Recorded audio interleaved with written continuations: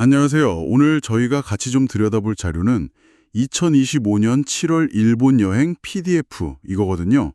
요즘 이걸 보시고 내년 7월에 일본 가도 괜찮을까? 이 대지진 예언 때문에 걱정하시는 분들 꽤 있으신 것 같아요. 그쵸? 정보가 막 쏟아지니까 더 불안하고요. 그래서 이 자료가 뭘 말하는 건지 좀 차분하게 한번 보려고 해요. 그냥 뜬구름 잡는 얘기가 아니라 이 문서가 어떤 근거로 흐름이란 걸 읽고 있는지 또 어디를, 언제를 주목하는지 그 의미는 뭔지 같이 한번 깊이 파고들어보죠. 자, 문서 내용 한번 볼까요?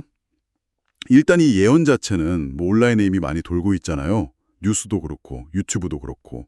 근데 이 문서는 단순 불안감 조장이랑은 좀 다른 것 같아요. 흐름이라는 개념으로 접근하던데요.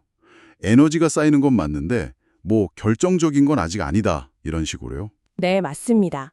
이 자료에서 제일 중요한 말이 바로 흐름인 것 같아요. 그냥 에너지가 쌓인다. 이걸 넘어서 어떤 패턴이나 방향성이 있는 그런 지질학적 스트레스 변화. 이걸 말하는 것 같거든요. 근데 이 흐름이 아직 임계점은 안 넘었고 자연 변화 속도는 우리가 생각하거나 불안해하는 것보다 훨씬 느리다. 이렇게 강조해요. 지금은 뭐랄까 조용한 축적의 시간이라는 거죠. 여기서 좀 흥미로운 건 공포에 막 휩싸이기보다는 깨어있는 감각으로 이걸 차분히 관찰해야 한다. 이렇게 재현하는 부분이더라고요. 아, 깨어있는 감각이요. 그거 흥미롭네요. 그럼 이 문서가 분석하는 그 흐름상으로는요. 만약에 뭔가 일이 생긴다면 어디를 제일 가능성 높게 보나요? 여행 계획 있으신 분들이 이게 제일 궁금하실 텐데. 이 문서는요, 현재 흐름이 가장 센 곳으로 수도권, 그러니까 도쿄나 요코하마 이쪽을 딱 집어요. 오랫동안 쌓인 그런 지질학적 김상 상태. 여기에다가 최근에 미세 진동이 느껴진다거나 균열이 보인다거나 하는 그런 소문들 있잖아요. 그걸 근거로 들고 있고요. 그 다음으로는 간사이 지역, 오사카나 고베 쪽에 잠재된 에너지, 이것도 언급하고요. 또 동북 해안권, 그러니까 후쿠시마나 미야기 앞바다 쪽도 팬 경계 지역이니까 강진 가능성이 있다 이렇게 분석해요. 해저 지형이 미세하게 변화하는 징후 이런 것도 참고한 것 같고요. 반면에 홋카이도나 규슈 아니면 저기 중서부 내륙 쪽은 상대적으로 이 흐름이 좀 약하다 이렇게 보고 있어요. 와, 근데 진짜 놀라운 건 특정 시기까지 얘기를 한다는 거예요. 7월 중에서도 아주 구체적인 날짜 범위를 딱 제시하잖아요. 아, 어떻게 그렇게까지 예측을 하죠? 네네. 바로 그 점이 이 자료에서 어떻게 보면 제일 좀 대담한 주장이죠. 오는 7월 7일에서 18일 사이다. 특히 그중에서도 10일부터 15일경. 이때가 에너지가 최고조에 달하면서 가장 민감할 수 있다. 이렇게 분석을 하거든요. 문서에서는 이걸 자연의 여러 리듬, 파동 이런 게 겹치는 순간이다. 약간 비유적인 표현을 써요. 과학적인 근거라기보다는 이 문서 저자의 어떤 해석이 간하게 들어간 것 같고요. 그러면서 이 시기에는 날씨 변화라던가 동물의 이상 행동 같은 거 이런 주변의 작은 신호에도 좀 주의를 기울여 볼 필요가 있다. 이렇게 덧붙이고 있습니다. 그럼 만약에요. 진짜 만약에 이 문서 예측대로 그 시기에 진도 6.0에서 7.0 그 정도 지진이 난다면 그 파급력은 어느 정도로 예상하는 거예요? 진도 6, 7이면 엄청 큰 거잖아요. 그렇죠. 맞습니다. 일본 기상청 준도로 6.0이면 사실 서 있기도 힘들고 7.0이면 가구 대부분이 심하게 흔들리거나 넘어지고 건물 피해도 상당할 수 있는 수준이거든요. 이 문서도 이런 강도면 당연히 인명피해, 재산피해 있을 수 있다고 봐요. 보는데 그렇다고 해서 이게 아주 대규모 참사 이런 걸로 이어지진 않을 거다 이렇게 예상은 하더라고요. 아무래도 일본이 재난 대응 시스템이 잘 되어 있고 또 내진 설계 기준 같은 게 피해를 줄이는데 역할을 할 거다 이런 분석인 거죠. 사회적인 충격이나 회복 과정은 어떻게 볼까요? 그런 부분에 대해서도 언급이 있나요? 네, 있습니다.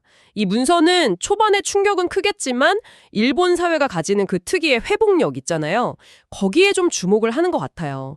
공동체 의식이 강하고 또 정부가 복구 시스템을 빨리 돌리고 기업이나 금융시장도 과거 위기 겪으면서 쌓인 경험들이 있으니까 그걸 바탕으로 사회 기반 시설이 한두 달 안에 상당 부분 안정될 거다 이렇게 예측하고 있어요.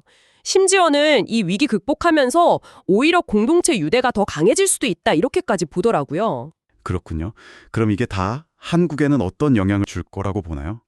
직접적인 물리 피해 가능성은 아주 낮다고 보는 거네요. 네, 맞아요. 이 자료 보면 강한 지진동이나 해일 같은 물리적 피해가 한국에 직접 올 가능성은 매우 낮다. 이렇게 분석하고 있어요. 다만 이제 언론 보도나 SNS 통해서 소식이 막 알려지면 심리적으로 좀 불안해하거나 아니면 일본 상황에 공감하거나 이런 건 있을 수 있겠죠?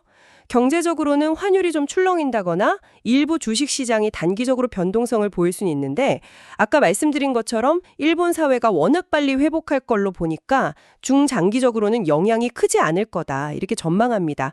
특히 근거 없는 루머나 너무 과장된 정보 이런 거 퍼지는 건 좀 주의해야 한다고 당부하고 있고요.